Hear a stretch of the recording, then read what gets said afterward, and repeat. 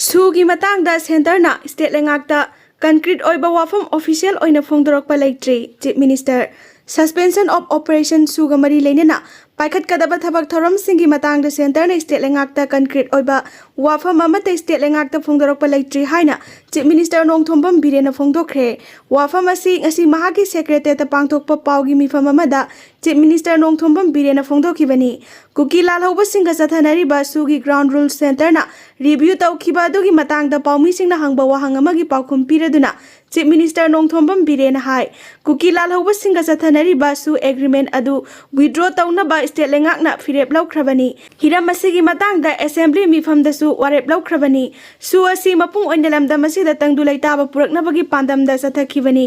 adubu tangdu laitaba lakpagi mahutta violence ki thaudok thokpa hengalakpana maram oiraga tangdu laitaba thugaiba singa su yahandaba haibasi aikhoigi wakatni sugi ground rule thugaiba singi mathakta kari khongthang lawgadage amadi kari lawkhatle haibagi matangda state lengakta official oina khangalakpa leitri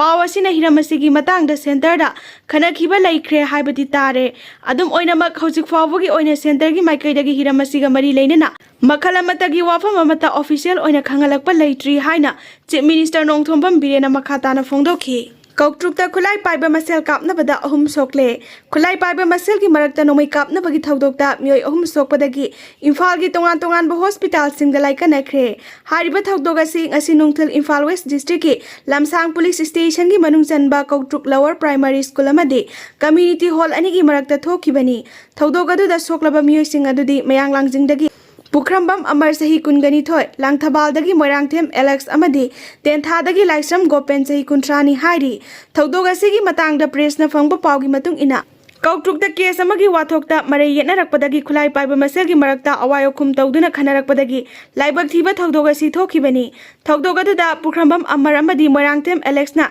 ye thangba ni amadi oi thangba khutta nomoina panduna sokpadagi Rims Hospital da layeng chathari aduga tenthadagi laisram gopen sahi kuntra koba amana nangan gi sarukta nomai maruna panbadagi soktuna ras medicity da laikanari thaudogasi thokre haibagi pau tabadagi maphamadada security force singi apunba khutpu ama sangsinduna akanba moongda thiba humbagi thabak chathakre hairi Sakhangdaba singna moirang khunawda mioi ama nomoina kaptuna sokhalamle ngasi nungthil pung aniga minute 95 rom taba matamda Bisnupur district ki manung chana moirang khunaw primary school khnglmdre awang lerak haina khangnaba mafam asida sakhangdaba khulai paiba mioi kharana nupa ama nomoina kaptuna sokhalamle hairi nomoina kaplambadagi soklaba mioi asi laisram thoiba sing chahi kunipan apokpa el iboyaima sing kawi thanga khunjem lekai dagini mahaki haksangi ningjolgi sarukta nomoi maru ama panduna sokpani mahagujik ras medicity da laikanari hairi press na phangba paugi matung inadi mahakpu nomoina kaplamliba sigi maram oigani haina thajanari ba chahi amagi mamangda thauri yalaga sikhibani haiba nupa amagi loina bi misiga mari leinaramba yai haina thajanari